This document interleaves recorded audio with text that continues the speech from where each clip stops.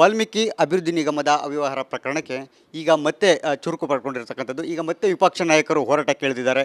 ಬನ್ನಿ, ನಮ್ಮ ಜೊತೆ ವಿರೋಧ ಪಕ್ಷ ನಾಯಕರಾದಂತಹ ಆರ್ ಅಶೋಕ್ ಅವರೇ ಇದ್ದಾರೆ. ನೇರವಾಗಿ ಅವ್ರನ್ನೇ ಮಾತಾಡ್ಸೋಣ. ಸರ್, ನೀವು ಕೊಟ್ಟಂತಹ ಡೆಡ್ಲೈನ್ಗೆ ಈವರೆಗೂ ಕೂಡ ಕ್ಯಾರೆ ಎಂದಿಲ್ಲ. ಮುಂದೆ ಏನು ಸರ್? ಅವರು ಮತ್ತೆ ಮೋದಿ ಪ್ರಧಾನಿ ಆಗ್ತಾರಾ ಇಲ್ಲೋ ಅನ್ನೋ ಡೌಟಲ್ಲಿದ್ದರು. ಅದರಿಂದ ತಡೆ ಹಿಡ್ಕೊಂಡು ಬಂದಿದ್ದರು. ಇಡೀ ರಾಜ್ಯವೇ ಬೆಚ್ಚು ಬೀಳುವಂಥ ದಲಿತರ ಹಣವನ್ನು 187 ಕೋಟಿ ನುಂಗಿ ನೀರು ಕುಡಿದಿದ್ದಾರೆ. ಅದರಲ್ಲಿ ಸಿದ್ದರಾಮಯ್ಯನವರ ಪಾಲು ಇದೆ.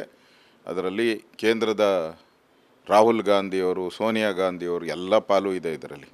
ನಾವು ಇವತ್ತು ನಾವು ಗವರ್ನರನ್ನು ಭೇಟಿ ಮಾಡಿ ಈ ಸರ್ಕಾರ, ಸಿದ್ದರಾಮಯ್ಯನವರು, ಮಂತ್ರಿಮಂಡಲ ಎಲ್ಲರೂ ಭಾಗಿಯಾಗಿರೋದ್ರಿಂದ ಈ ಸರ್ಕಾರ ವಜಾ ಮಾಡಬೇಕು, ಮಂತ್ರಿ ಸಿದ್ದರಾಮಯ್ಯನವರು ಮತ್ತು ಆ ಮಂತ್ರಿ ಇಬ್ಬರು ರಾಜೀನಾಮೆ ಕೊಡಬೇಕು ಅನ್ನೋ ಆಗ್ರಹವನ್ನು ಇವತ್ತು ನಾವು ವಿಧಾನ ಸಭೆಯಿಂದ, ನನ್ನ ಆಫೀಸು ವಿರೋಧ ಪಕ್ಷದ ಆಫೀಸಿಂದ ನಮ್ಮೆಲ್ಲ ಯಾರ್ಯಾರು ಇವತ್ತು ಶಾಸಕರು ಇರ್ತಾರೆ, ಸುಮಾರು 15-20 ಜನ ಶಾಸಕರು ಇವತ್ತು ಬರ್ಬೋದು, ಅವ್ರನ್ನ ಜೊತೆಯಲ್ಲಿ ನಾನು ಮತ್ತು ವಿಜಯೇಂದ್ರ ಅವರ ನಾವಿಬ್ಬರ ನೇತೃತ್ವದಲ್ಲಿ ರಾಜಭವನಕ್ಕೆ ಹೋಗಿ ನಮ್ಮ ಮೆಮೊರಂಡಮನ್ನು ಕೊಟ್ಟು 187 ಕೋಟಿ ದಲಿತರ ಹಣವನ್ನು ನುಂಗದಂಥ ಈ ಸರ್ಕಾರಕ್ಕೆ ವಜಾ ಮಾಡಬೇಕು ಅಂಥೇಳಿ ಆಗ್ರಹ ಮಾಡೋಕ್ಕೆ ನಾವು ನಾಳೆ ನಮ್ಮ ವಿರೋಧ ಪಕ್ಷದ ನಾಯಕರ ಚೇಂಬರಿಂದ ನಾವು ಅಲ್ಲಿಗೆ ತೆರಳ್ತಾ ಇದ್ದೀವಿ. ಆರ್ ಅಶೋಕ್ ಅವರು ಈ ವಿಚಾರವನ್ನು ತಾರ್ಕಿಕ ಅಂತ್ಯಕ್ಕೆ ತೊಗೊಂಡೋಗ್ತಾರೆ ಅಂತಕ್ಕಂಥ ವಿಶ್ವಾಸ ಪಕ್ಷದಲ್ಲೂ ಕೂಡ ಇದೆ.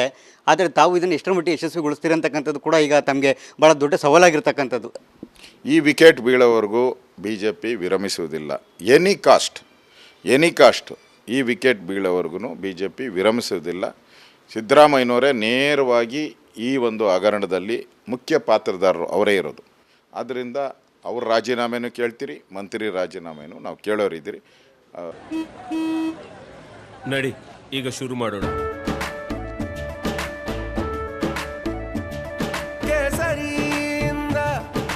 ಮನೋಲ್ಲಾಸ ಮನಸ್ಸು ಮತ್ತೇರಿ ಕುಣಿದಾಡಿದೆ ನೋಡು, ಮನಸ್ಸು ಮತ್ತೇರಿ ಕುಣಿದಾಡಿದೆ ನೋಡು.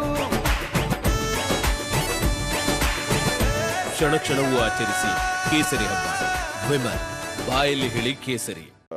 ರಾಜೀನಾಮೆ ಕೊಡೋವರೆಗೂ ನಾವು ಇದನ್ನು ಬಿಡೋ ಪ್ರಶ್ನೆನೇ ಇಲ್ಲ. ಫಸ್ಟ್ ವಿಕೆಟ್ ಬಿದ್ದೇ ಬೀಳ್ತೈತೆ, ಗ್ಯಾರಂಟಿ ಬೀಳ್ತೈತೆ. ಬೀಳೋ ರೀತಿ BJP ಹೋರಾಟವನ್ನು ಮಾಡ್ತೇವೆ. Thank you sir.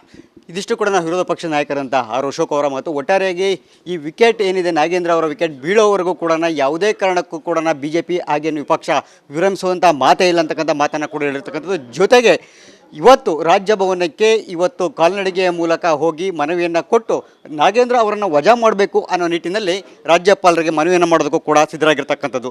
Camera person Manjunath ಜೊತೆ ಸುರೇಶ್, ರಿಪಬ್ಲಿಕ್ ಕನ್ನಡ.